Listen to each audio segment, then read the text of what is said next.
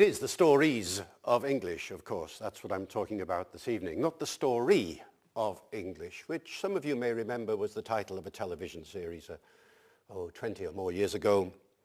And the story of English that was told in that particular program, and indeed has been told virtually in the same way for the last 100 years or more, is the story of one kind of English only, the story of standard English.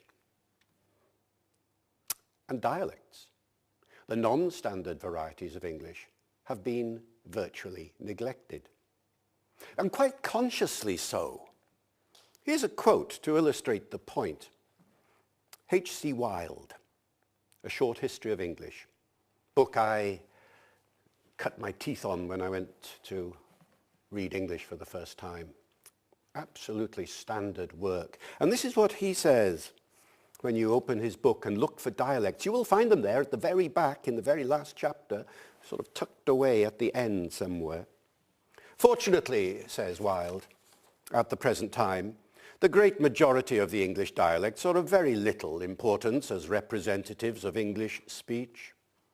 And for our present purpose, we can afford to let them go.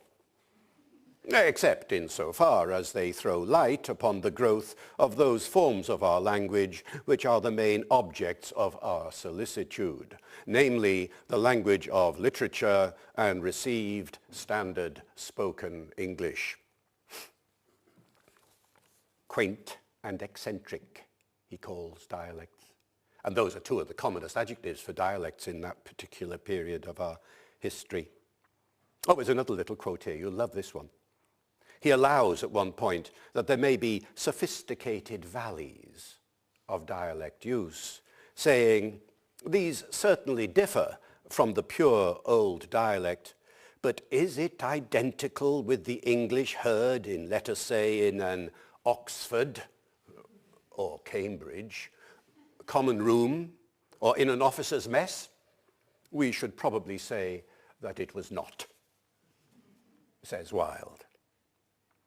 Now that captures a whole ethos of attitudes towards dialect in relation to the standard language.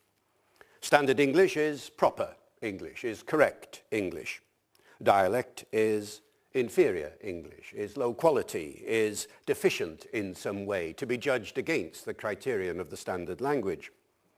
And the names for the dialect situation are, of course, many and various, and they're all negative in their associations, aren't they? People talk about these varieties being patois, or cant, or a lingo of some kind, or broken English, or gutter English, or substandard English. Linguists on the whole have tried to get away from this kind of negative terminology. We talk a lot about non-standard English as the most neutral way of expressing the relationship. But even that is a somewhat negative way of looking at the situation. Something has gone horribly wrong. That's the point. Standard English is the minority dialect. Always has been. Perhaps 1% of the English speakers of the world and use standard English, or I should say, of course, English writers of the world, because standard English is essentially the dialect of the written language, defined, as you know, by its grammar, by its spelling and its punctuation, and to a minor extent by its vocabulary as well. If people say, what is standard English, we give examples, and there are dozens of them. Like in standard English, we don't use double negatives, for example. Nobody in standard English says, I haven't got nothing, or something like that. I don't have anything. So a double negative is, in current terms, non-standard. Or the use of ain't. I ain't got nothing. Very much non-standard. Or we was sat here. Very much non-standard.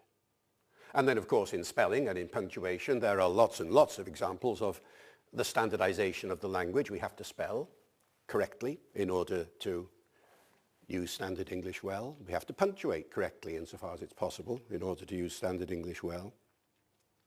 But that written language, that written definition of standard, is still only a minority of the overall English language use in the world. Nobody's got any real statistics, of course, but how many people speak standard English in that way? I'm doing my best at the moment. And indeed, you will hear standard English spoken on the most public of occasions, and that's why everybody gets the impression that it's universal. But in actual fact, perhaps only 5% at most of the spoken English around the world is going to be standard English. Most people around the world use double negatives and say ain't and have various kinds of irregular verb used in a non-standard sort of way.